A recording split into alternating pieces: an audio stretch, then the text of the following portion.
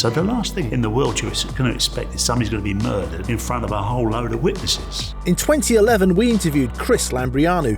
Standing by, Brian, can all cameras be in position? He spent 18 years behind bars. The body was collected, the car was destroyed, and the body was taken out to sea and disposed of there. Krays Lambrianou, former East End gangster who thought nothing of armed robbery, safe blowing, fraud, and even attempted murder. In prison, Krays became a born-again Christian and turned his life around. If you always do what you've always done, you'll always get what you've always got. Borstal, approved school, 2 years in the Verne Portland for blowing safes, culminated in getting life for a murder that I didn't commit. Gangland life was a conglomeration of different firms, coming from different angles, doing different things. Long firm, protection money, nightclubs, gambling had just come in,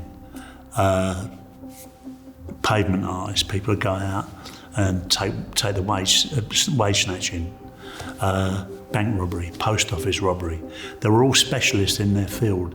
We even had people like a man called Johnny the Bosch, who you'd bring in and he could open any door. He was what you call a twirler. He could twirl the keys. And there was them kind of characters. Every firm had a character. And in them days, you'd meet up at lunchtime in a pub, every different characters, different firms, and firms would cross each other. Well, we've got a bit of work here, we need your man here, or we need that guy here. And so firms were interchanging all the time. I wasn't educated as a young boy. I was born just as the war started. There was a lot of rebuilding to be done. And there was not the things that are around for kids today. Gangster life in London in the 60s was not ad hoc like it is now. Every youngster wants to be a gangster. In them days, there were the firms. So you had all these kind of different groupings of people. Prostitution was run by the Maltese. The clever boys knew how to get in and do the long firm stuff. And they could open an office and shut it down and get a note of promise, and they'd pay the initial money that was owed, and then have a big buy-up and from several companies, and everything was based on trust, and trust was all the last thing these guys were thinking of. And the wage snatchers, they would meticulously plot different robberies from Securical wagons, which weren't as tight as they are today, or post offices or banks, because in the old days 2 or 3 people would take a bag to the bank, and people would jump out on them, spray them with ammonia, hit them with koshes, and far worse than they did in the Great Train Robbery. But actually, many of the train robbers were actually, pavement artists. That's what we called them. Not drawers of pictures, but out on the pavement getting it. And there were heavy people, like the twins, who minded different clubs and gambling and all the rest of it. Opportunists.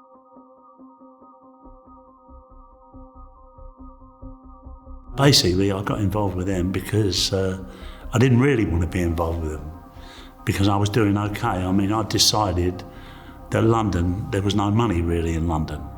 The bigger money was in the big cities like Birmingham, Manchester. Well, Birmingham, for instance, and Coventry, there was a lot of money. The car industry had just boomed. So there were opportunities to open gambling clubs there, Leicester, right across the Midlands. And so that's what I was doing. And I went to buy some American dollars from somebody at the Blind Beggar, and my car was having a service, and I came out, I was waiting for a bus, and the guy called Ronnie Bender, who went down with us, came by, and he said, "Hello, Chris, want a lift?" So I said, "Yeah, you give me a lift to my house." So Ronnie Bender took me home and dropped me off, and that was as far as I was going to be concerned. But then about an hour later, Ronnie Bender came to my house and said, "Chris," he said, "the twins want to meet." I said, "Look, Ron, I'm not in, you haven't found me, have a few quid and I'll see you later." Couldn't walk away. So I went down there and got introduced to Reggie and Ronnie, and what you doing, what you up to. And I said, well, I'm in the Midlands and I'm doing this, that and the other.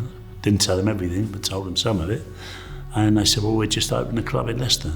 Can you get some of your friends over to our gambling place? And I said, what I can do.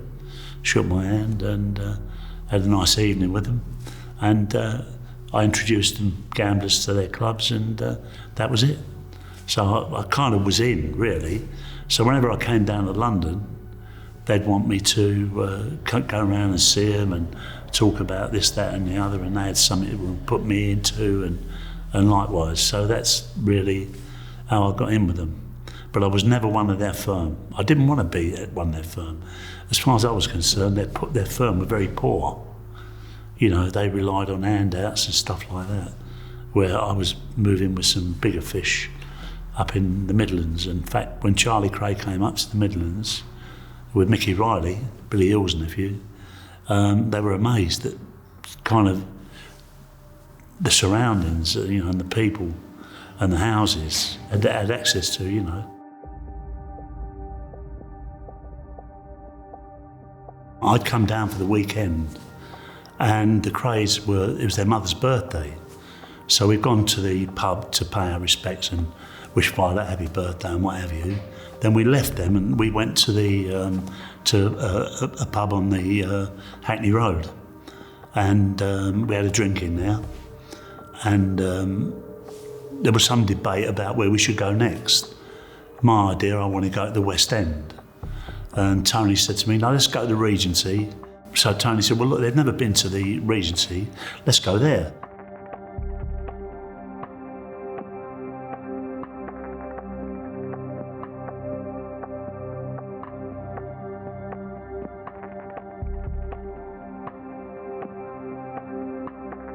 I didn't want to go to the Regency because Saturday night gangsters, you get them out, they're drunk and they cause problems and all the rest of it.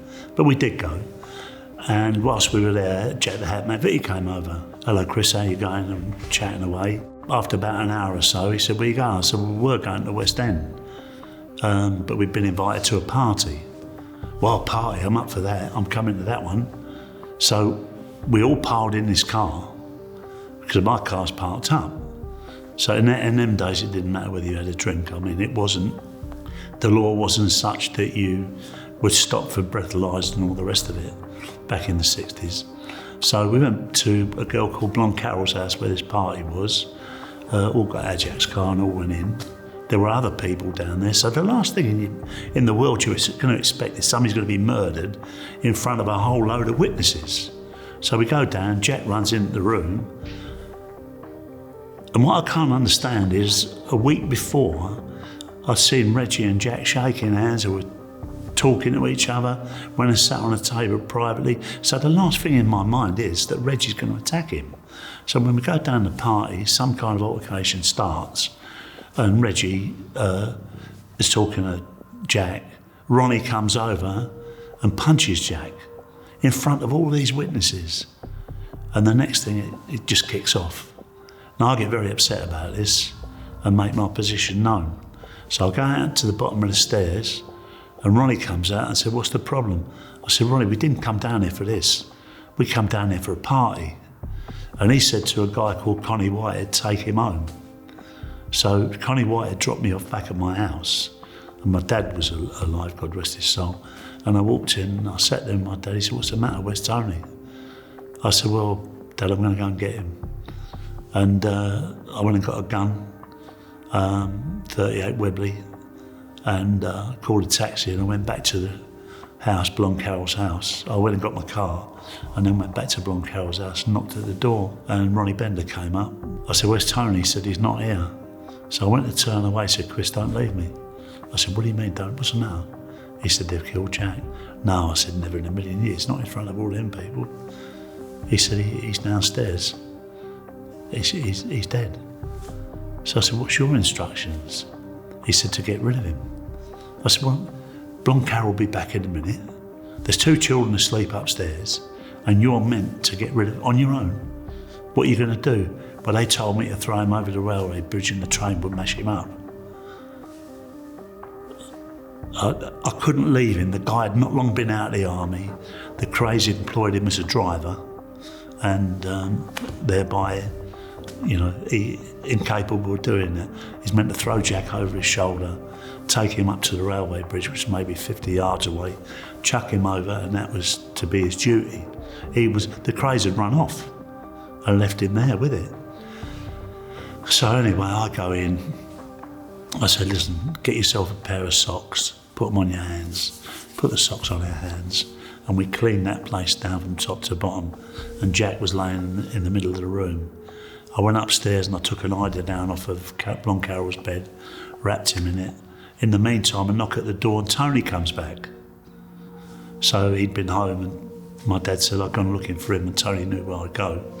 And so he came in and I roped him into helping us get Jack. So then there's an argument about who's going to drive Jack's car. And Ronnie Bender said, I'm not going to drive it. And Tony says, somebody's got to drive it. In the meantime, Blonde Carol comes back, so this is a tragedy of errors. Never mind about a comedy of errors, it's a tragedy of errors. So she's told to go into the bedroom and stay there. There's been a bit of an argument, a fight, it's got to be cleaned up.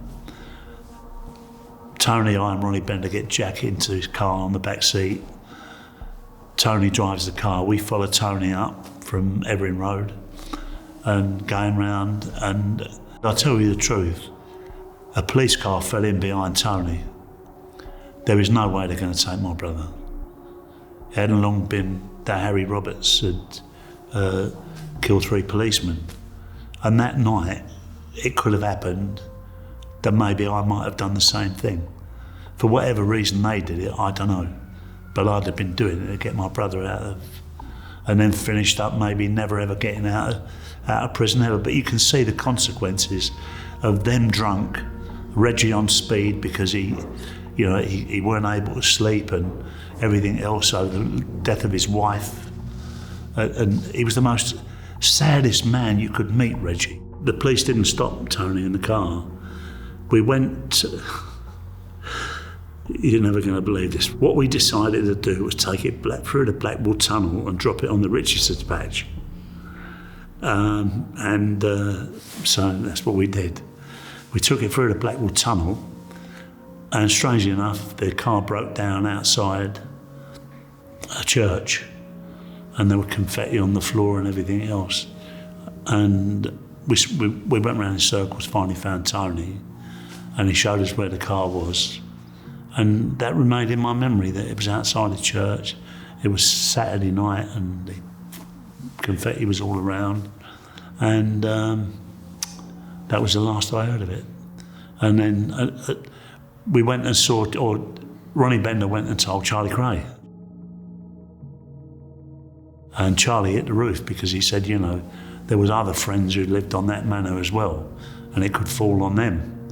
So apparently, so I'm led to believe the body was collected, the car was destroyed, and the body was taken out to sea and disposed of there. So we finished up at the Old Bailey on one of the longest murder trials in criminal history, and from the get-go, it was a conviction. And I'm sitting there with my head in my hands because I can't believe what's going on. It was, had I laid one finger on a man that died? No, I hadn't. Had I wanted him dead? No, I didn't. It just turned out that he went to a party with us, with 2 other strange guys. There was already loads of people there, fight starts. Because I don't say nothing, I get 15 years. We always wanted what America had. We always wanted our Al Capone. We always wanted our Legs Diamond.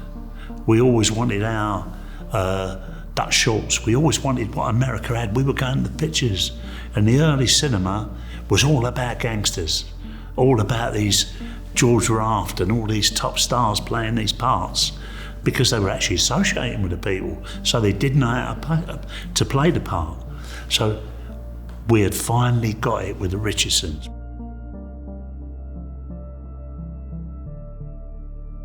Well, the Richardsons are very powerful because the Richardsons, if they had anything, they had money. And money in itself is power. But they also had, with Eddie and Frank, were prepared, with other members of the firm, were prepared to back it up. But I'm sure that not everything was run by Charlie or run by him. He was too busy, Charlie, venturing off doing this and that. And that's where Charlie was a threat, because Charlie was meeting government officials, he was meeting MPs from other countries, he was meeting heads of state. And you know that, and I do, you know, that's factual, that was actually happening. Can you imagine how threatening that is to other people? You're dealing with Smith, used to be the Premier of South Africa, and, you know, people like that. So, and you're dealing with all his cohorts, as it were. And if there's firms, in that scale, the Richardsons are very small. But the firm that was running South Africa, you know, they were pretty tough people, pretty ruthless people. So Charlie had his hands full there, where Eddie and Frank were running, literally doing what they were doing in London.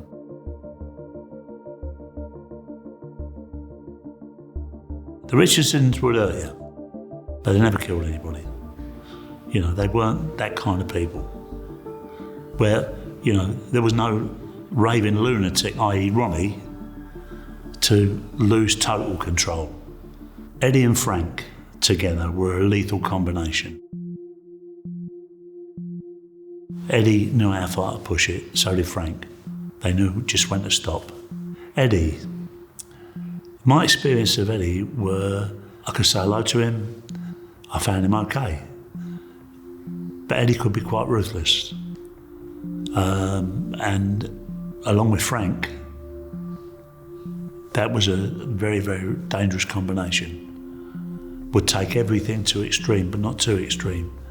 They knew it was kind of organised, it was strong, but they knew exactly when to stop.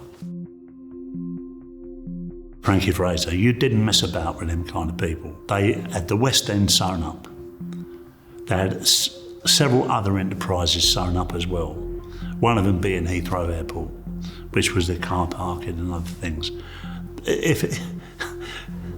Frank was somebody, you know, I like Frank an awful lot because I spent time with him in prison. And if I will say one thing, he was loyal to the men in prison. He would die for them. If he felt something was unjust, Frank, but on the other hand, out on the street, Frank was just, you know, doing what Frank did. Terrifying. Even today, he'll tell you he's not, you know, his beloved axe or his, you know, whatever he was using, his tool of choice, as it were.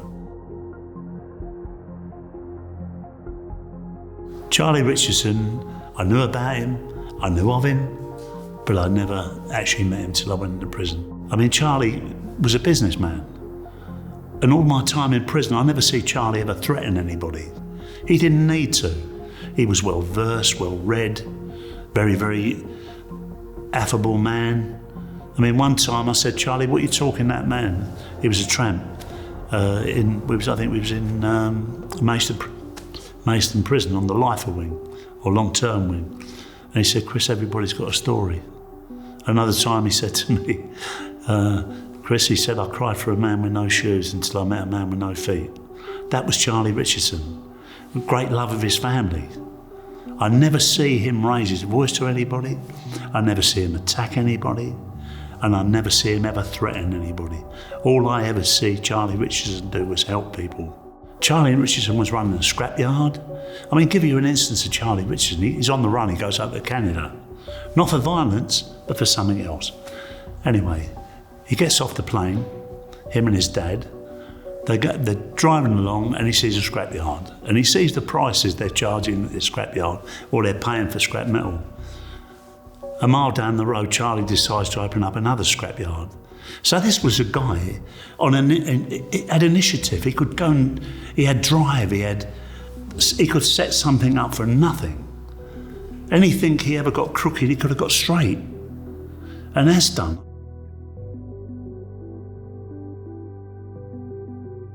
Long-firm fraud works in such a way that you hire an office in an area, say, like Great Portland Street or Oxford Street.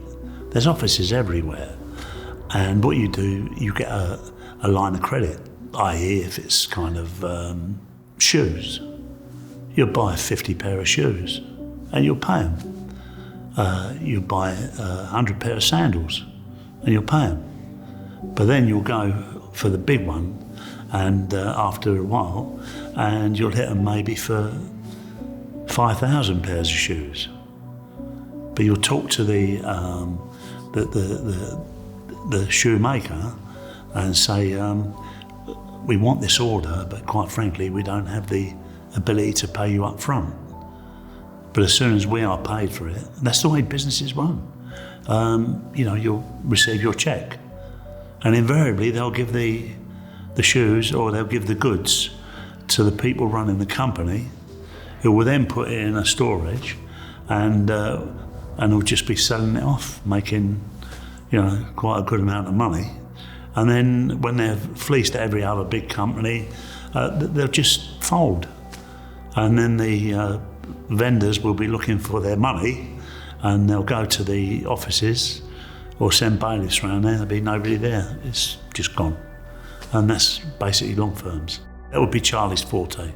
He would be able to do it. But invariably, you have a front man, somebody who's affable and outgoing and knows the business world and needs a few quid. You stick him up the front, and he's the one who does all the talking. He wears the bowler hat and the umbrella and the black tie and waistcoat and everything else, and he's the one who deals with the punters, as it were, and then he vanishes into thin air. I mean, I can relate one incident where there was a long firm in Great Portland Street, and certain things went on in that long firm that Charlie knew nothing about. He was in South Africa, he had a perlite mine out there, and he did not know what was happening in London.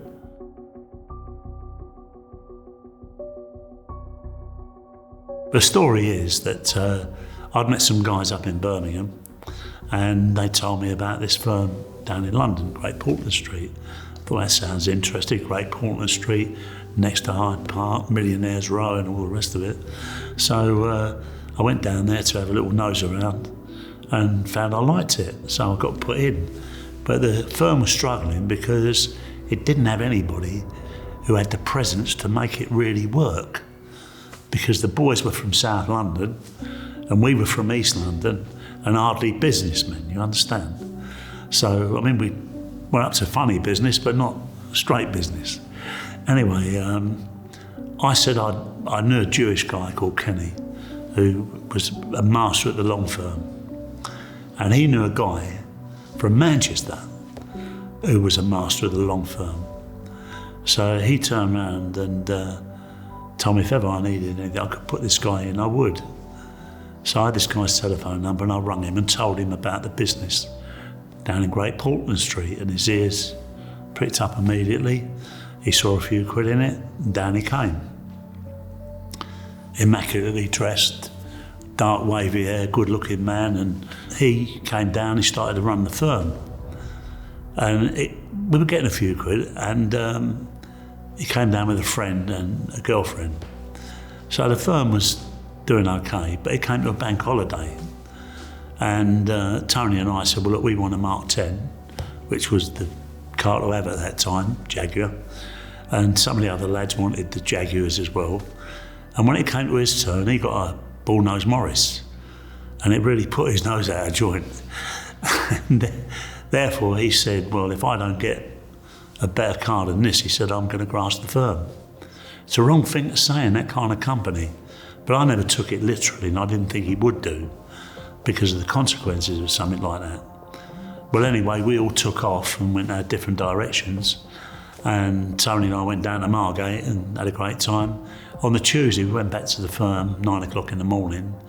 And when I walk in, there's George Cornell and a few other faces, and they've got this guy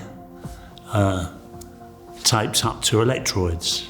And they're giving him electric shocks, and also his pal as well. Anyway, I went in and I said, what's happening here? I brought these guys down. What's occurring? Well, they've grassed us, Chris. I said, what do you mean grassed? Well, they had the car and they haven't got it. So it must be they've given it to the police and it's on top. I said, they wouldn't be here if it's on top. What happened with the car?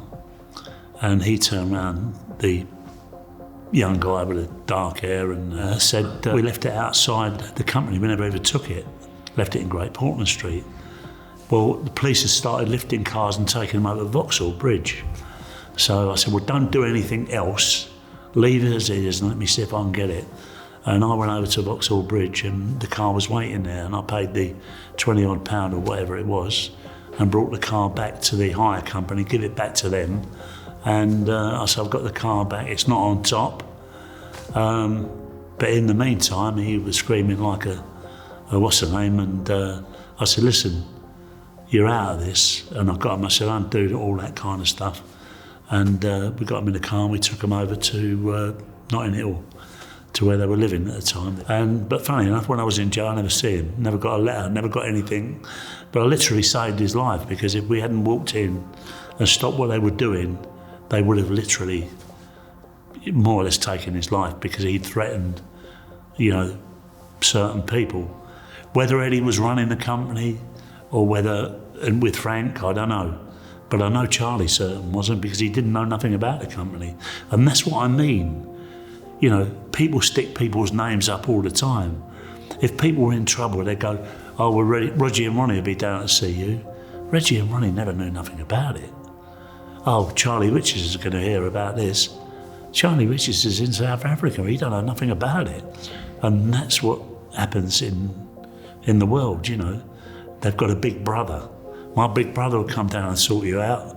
Or my dad, have you seen the size of him? That's what happens.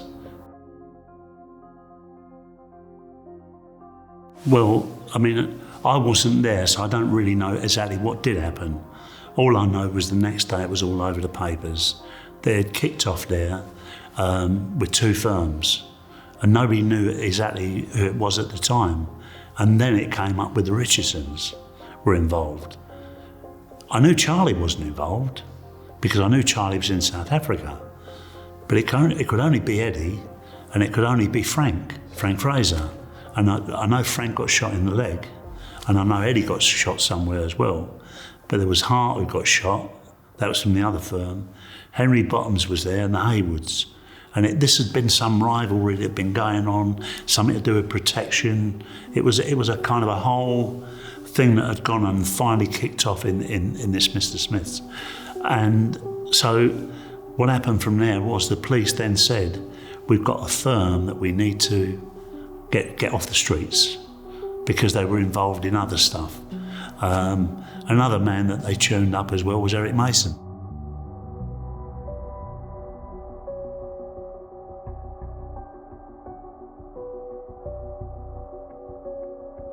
They took him back to their place just off of Tottenham Court Road, and they gave him a severe beating. Yeah, well, it was Eddie and Frank.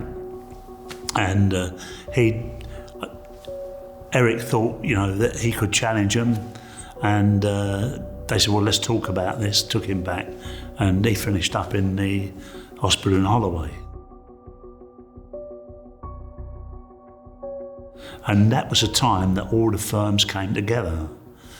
The firms that came together and visited Eric was the Nashes, there was Ronnie Knight, there was myself, there was the Twins and their firm. And when Eric came out of hospital, Reggie gave him a gun to go and start the war. And Eric sold the gun and took off and went to Blackpool, because he didn't want to be, he had a severe beating, he'd almost died, and he didn't want no more of it, he'd had enough. And the Twins, in their way, Ronnie, by giving him a gun, thought that, let him kick off and let him start the war. But in the meantime, it kicks off at Mr. Smith's. And I think Charlie was put up as a leader of this notorious torture gang.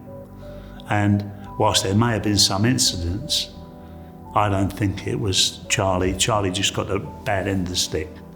And it was Eddie that was and Frank that were the mainstays of the Richardson firm. Now, he was friendly with the Twins, but he was more friendly with the Richardsons, because I told you, people really didn't want to be on the Kray firm. There weren't a lot of money involved. The twins had all the money, they could spend it like water. But the firm hardly had any money at all. That's why I never wanted to be on them. And I think maybe George Cornell had the same kind of feelings. I don't want to be on the Kray firm, there's nothing there for me. But I could exploit the Richardsons, there is money there. You know, they were more, how can I put it, they were more about getting hold of money, seeing opportunities and following them through. And that was because they had all the one-armed bandits, of course, in most of the clubs in London, which was like a lot of money involved there. And so that's where Cornell went and became an enforcer for them. I think personally he'd insulted Ronnie and he had to be dealt with. I mean, somebody called Ronnie a fat puff. What happened? The guy got his jaw broke. You know, Donahue, who was one of their henchmen, one of their chief henchmen, he got shot for an insult. So they were, you know, it could not take an awful lot for Ronnie to want to kill somebody. One day I saw him walking away from the Carpenter's Arms, and as he was walking away, overcoat on, head down, he just looked a man that was lost. You know, he was easy prey to Ronnie, I will say that. Reggie in himself really wasn't a murderer. Reggie would talk to people, Reggie was quite affable, but Ronnie, when he didn't take his Stemisol, which was a drug to keep him, you know, his paranoia and everything else down, he was out of control. And it could have happened to anybody. Hence what happened to the blind beggar. He just walked in and shot a guy. Can I tell you a little story? If you go back to biblical times, you've got Moses with a staff. In hand, it was in control. The minute he throws that staff on the floor, it turns into a snake. Out of hand, it's out of control. And that was Ronnie Kray. Without the medication, without proper support, that man should have been put somewhere whereabouts he would have been taken care of, looked after in the proper way. And he had a still vice-like grip on Reggie's emotions and everything else. And I think many things happened that would never have happened, both to Charlie and Reggie, if it hadn't have been for Ronnie, you know. There was no relationship. Despite what people may think, the Krays did not like the Richardsons, and the Richardsons didn't really have any one opinion or the other about the Krays. They were both doing their own things in different... The only place where the two firms would actually meet, and it wasn't that often, was in the West End. It's a very small world, and it was even smaller in them days. Now it's fractured, it's all over the place. But in them days, there was only a select group of people. And the Krays would... I mean, when they opened up this celebrity club, people would go there. The Latin Quarter, people would go there. The Astor, people would go there. You know, these were the kind of Esmeralda's Barn, people would go there. There was gambling clubs, so people would go there. But remember, we were all suited and booted and all the rest of it, smart men. Always polished our shoes, wore a nice tie and waistcoat and all the rest of it. And you were civil to each other. The Richardsons were the heavyweights in the West End itself. But we all went there. I mean, the heavy firms, I'm talking about the pavement artists, which I've described, or the bank robbers, they would all... the police didn't have to look too far for them, because as soon as anything went off in London, they'd head straight for the Latin Court and they'd all be sitting at the top table, the bottles of champagne, the pretty girls and all the rest of it.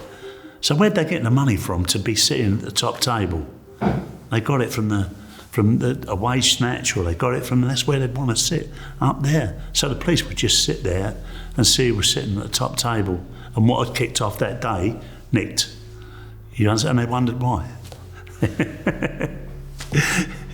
But in Charlie's case, the police built a great big thing about it, and he went down for 25 years. 10 more than Eddie, 10 more than Frank, you know.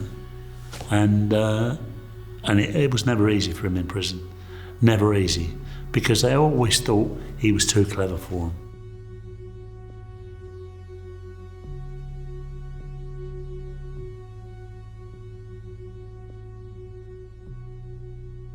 I think the media were unfair. The media wanted them. We wanted this gangster cult to grow, and we had it there. Shootings at Mr. Smith, torture trial, everything they could, you know.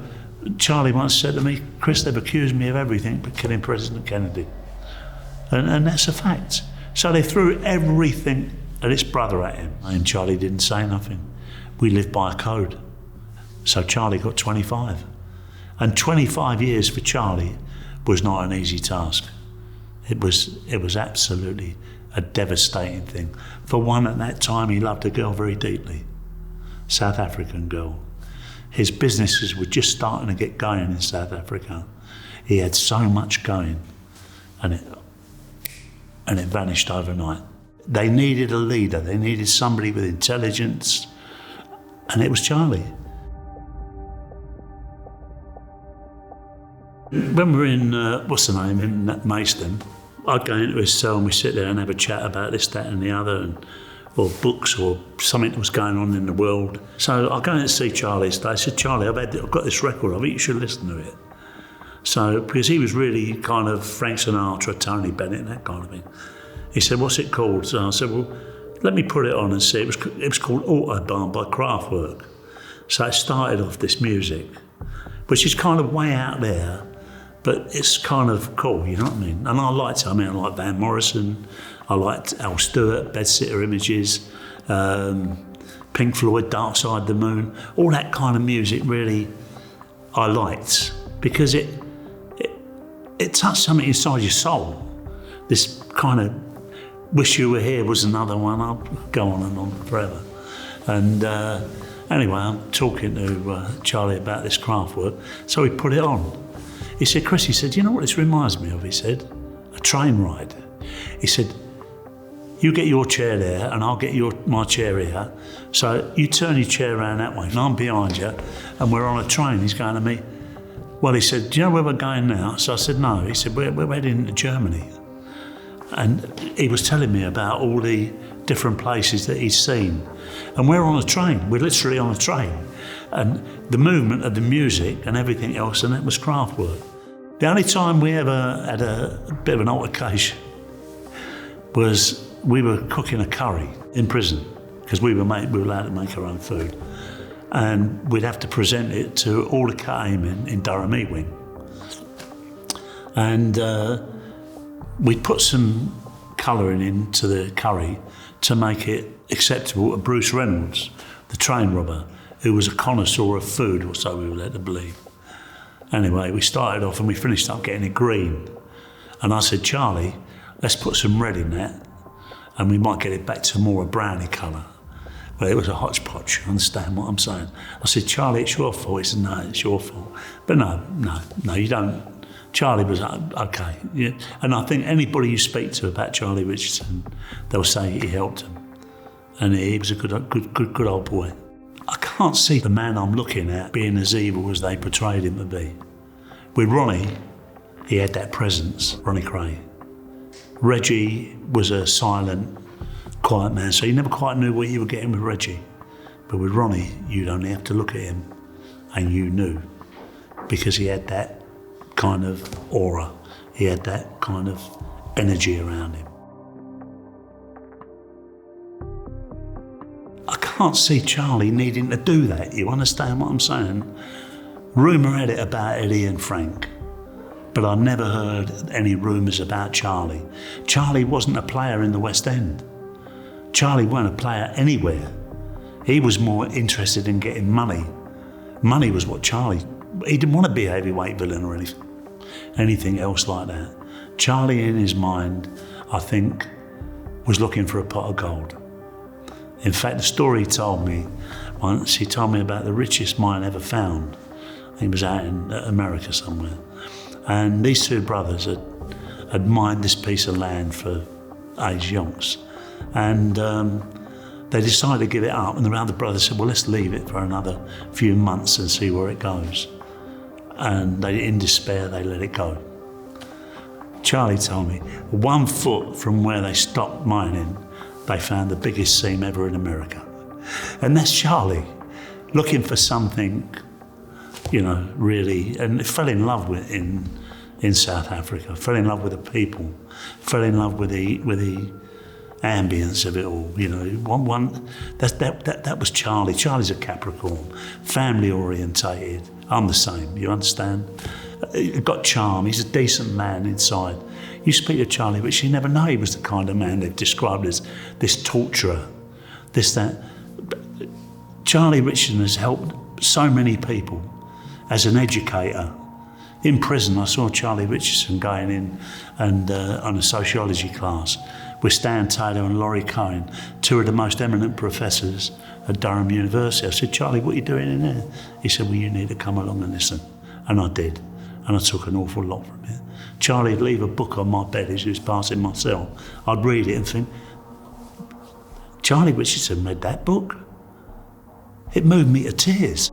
It was a strange book. It was called, and I've given it to him since, and it was by a lady called Taylor Caldwell, and it was called The Listener.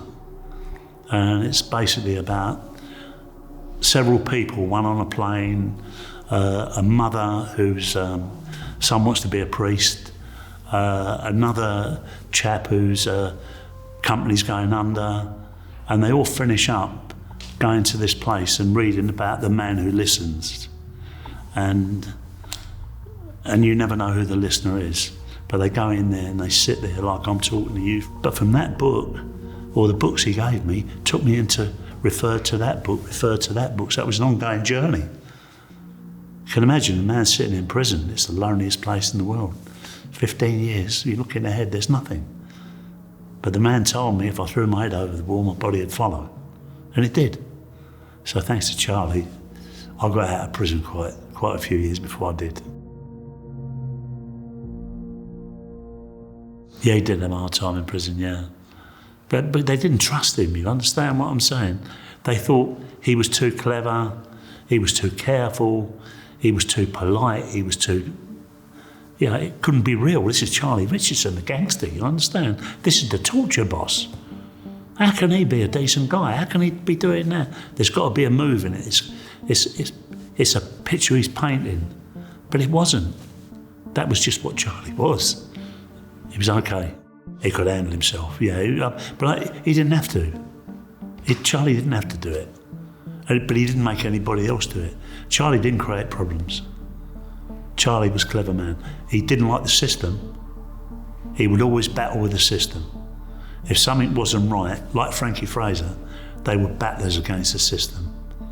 I'd say they were pretty solid people when they were in prison. And I found both of them.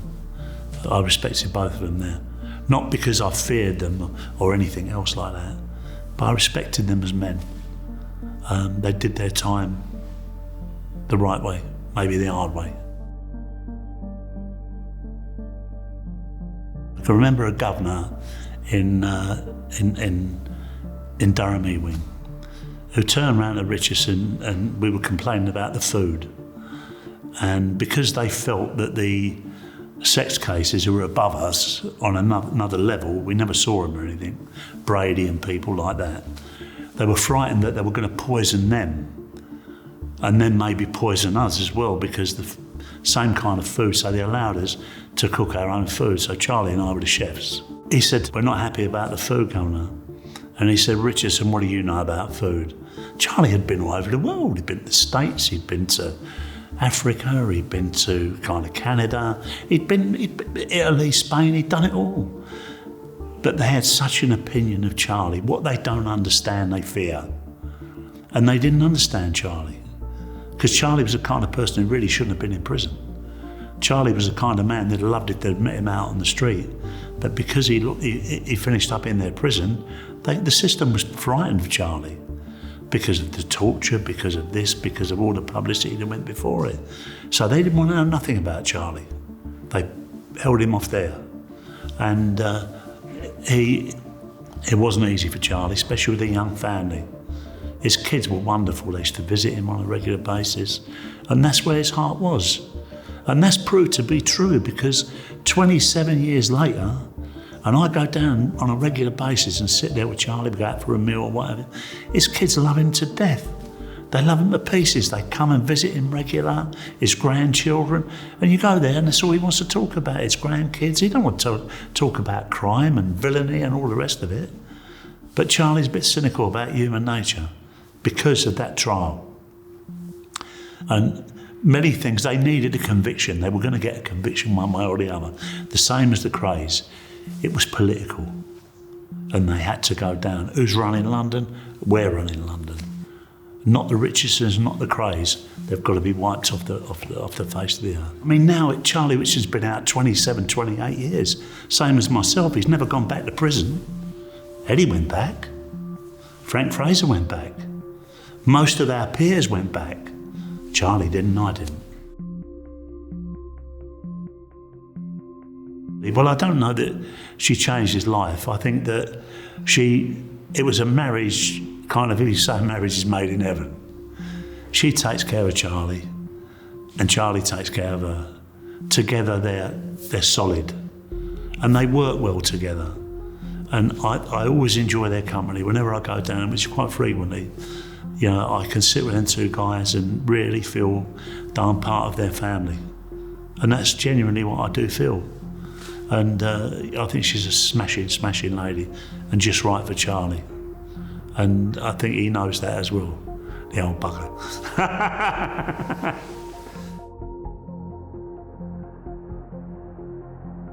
It depends from what way you're looking.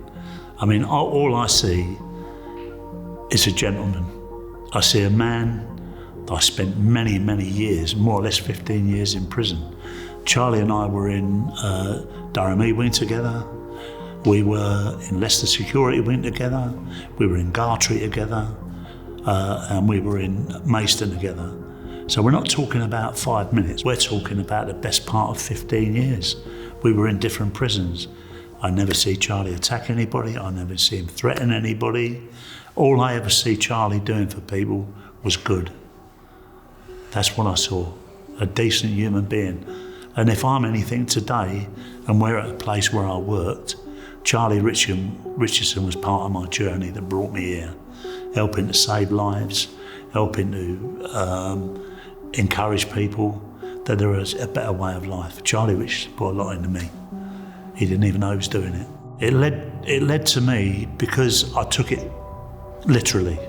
I had nothing else. All I had was a belief system that I believed tomorrow could be better, and it is better. I'm out of prison. I've been out 27 years. I've got a nice family. I worked at this place here. We're at the lay community now. This place is probably one of the most wonderful places that I've ever been in my life. When I came out of prison, I went and got straight jobs, but a lovely parole officer who really wanted the best for me. And he said, "You're wasted driving the JCB." He said, "I want to take you around, maybe get you a job in a night shelter or something where you can help people." And finally, he brought me here. And when you find a home, it's emotional, it's spiritual, it's comfortable, it's everything, it's challenging, and this place has got all that. And my first job was to take a young guy as a volunteer to Epsom Crown Court. And I took him there and I got up in front of a judge, me getting up in front of a judge speaking on somebody else's behalf. And I said, this guy's done the condition of residence, he's done very, very well. And we're prepared to accept him back as a member of the community. And the judge gave him that condition of residence. On the way back, I was excited for him and pleased that I'd been able to do something positive. I may not live here, but my heart resides here. And I've got to tell you this little story. My brother Tony had done a deal with the News of the World. And the deal was that the News of the World were going to pay 50 grand to me and 50 grand to him if we could give them the story where Jack the Hat was buried. Of course, we don't know where Jack the Hat was buried, and neither did Tony. So Tony got in touch with me and said, "Look, I want you to meet the people from the News of the World, the editor and what have you."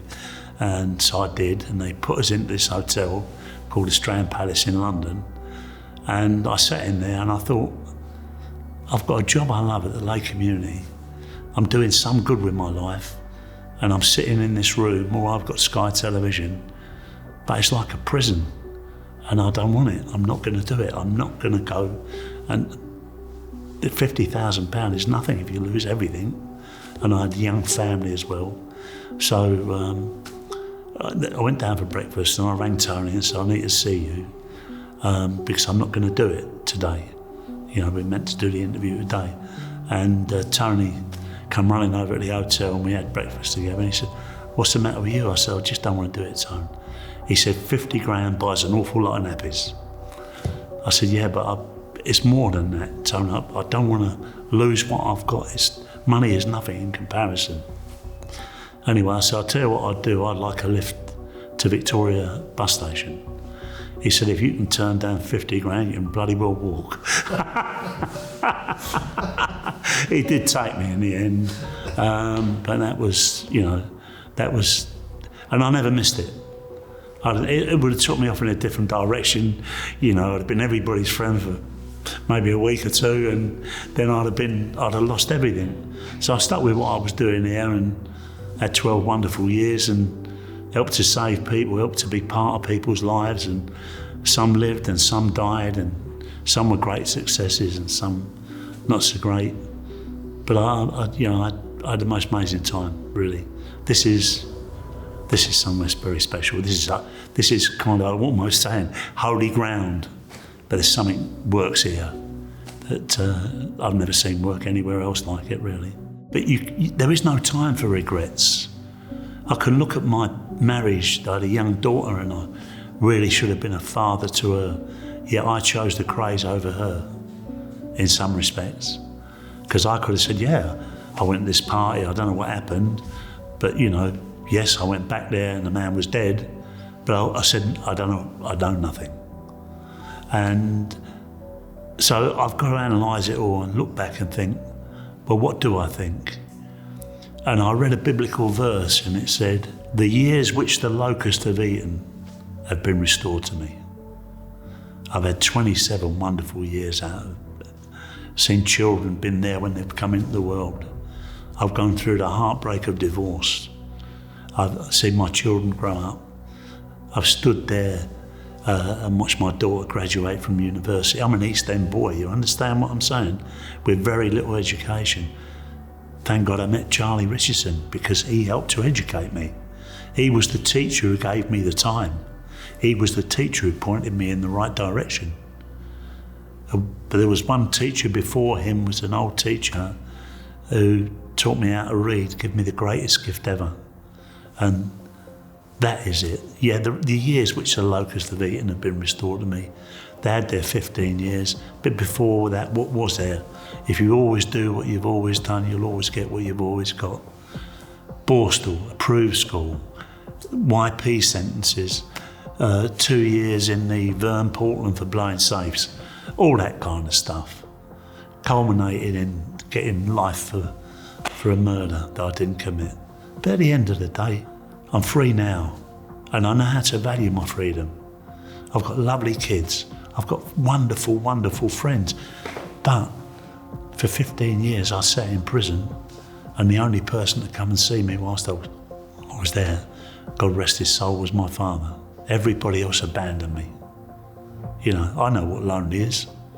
I know what it is to feel you want to be close to people. No amount of money can give you that. No amount of money can give you the warmth and the feelings you get when you walk through your own front door. Peace of mind, you don't have to be looking over your shoulder because you're not doing anything wrong. You understand what I mean? It's always the right time to do the right thing. In any given situation, you have choices, right or wrong. Person comes here has a choice whether he wants to stay and change his life or to leave it and go back into hell and go around the same old circles, the same old situations and finishing up with the same problems. That's life. I've got to tell you this. They take me to this restaurant, Italian restaurant. So I said to Charlie, well, it's my turn. It don't matter what you pay. If you're with somebody who has been as close to you as Charlie was, then money doesn't come into it. So we go to this restaurant, a little Italian restaurant down in Kent, and an old pub it is, so we're having a meal there. And so I thought, I'm going to go and pay the bill. So Charlie had lobster, my brother Jim had lobster, his wife had lobster, everybody had lobster, thermidor and all the rest of it. So I go and get the bill, but I don't look at it because I'm not bothered. I give my credit card and I sign it. So Charlie said, can I have the bill? And the waiter in Italian said, there is no bill. He said, he must know me, yeah? So I know I paid it. So I said, no, well, yeah, might do, Charlie. So Jimmy said, you paid it? He said, Charlie said, well, let me go half. I said, no, I said, it's my pleasure to do something. You did a lot for me. I'm going to do something back for you. Don't matter what it costs. Anyway, on the way home, my brother Jim said, Chris, what it come to? I said, forget it. He said, show me. He looked and it was about 600 quid. With wine and all the rest of it. But it don't matter, you understand what I mean? To sit there with Charlie, chat and have a laugh and all the rest of it, it's priceless. You know, it goes back to craft work. Sitting in that, in two chairs, travelling through Germany, taking me through South Africa. He knew the history of Africa. He knows about minerals, he knows about this. Ask him about torture and all that kind of thing. He ain't interested. It's not him. That's the real Charlie Richardson. The miner, digging for something. We hope you enjoyed this video on former Krays associate Chris Lambrianou. For more exclusive content on London gangsters, please subscribe and hit the like button down below. Click the notification bell to be alerted as soon as we release new content on infamous gangsters or terrifying serial killers. Until the next one.